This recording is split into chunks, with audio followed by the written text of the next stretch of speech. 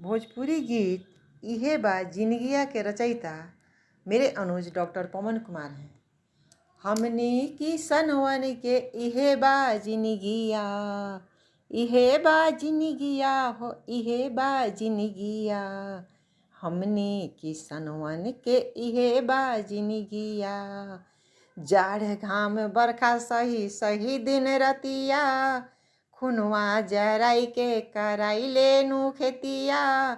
असरा लगाई के गढ़ाइले प्रीतिया। इहे बा जिनगिया हो, इहे बा जिनगिया।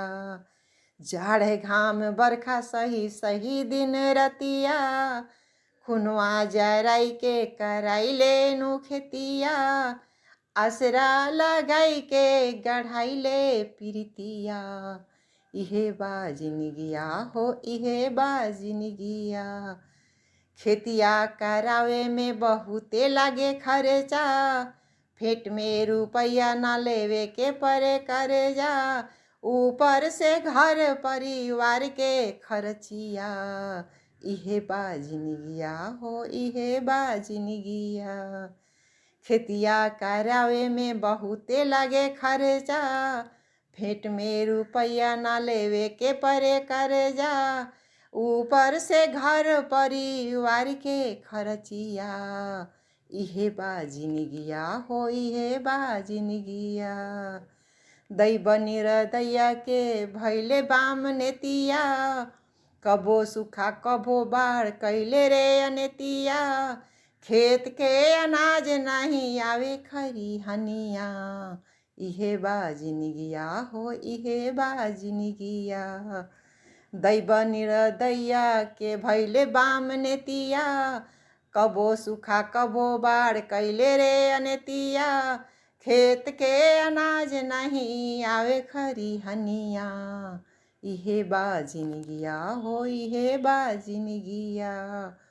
दिने दिन बढ़े जमाखोरी महंगैया, हमनी के केहू नहीं बाटे पुछवैया। जियल पहाड़ भैले कटे ना उमिरिया। इहे बा जिनगिया हो, इहे बा जिनगिया।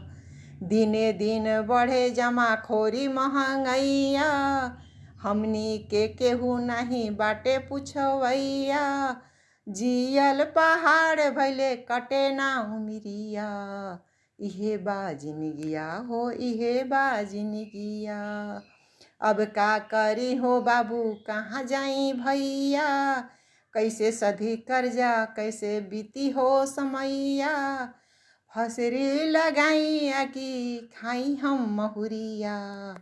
इहे बा जिनगिया हो, इहे बा जिनगिया। अब का करी हो बाबू, कहाँ जाई भैया। कैसे सधी कर्जा, कैसे बीती हो समैया। फसरी लगाई कि खाई हम महुरिया। इहे बा जिनगिया हो, इहे बा जिनगिया।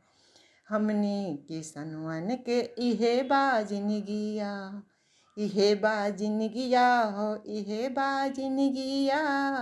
इहे बा जिनगिया हो, इहे बा जिनगिया।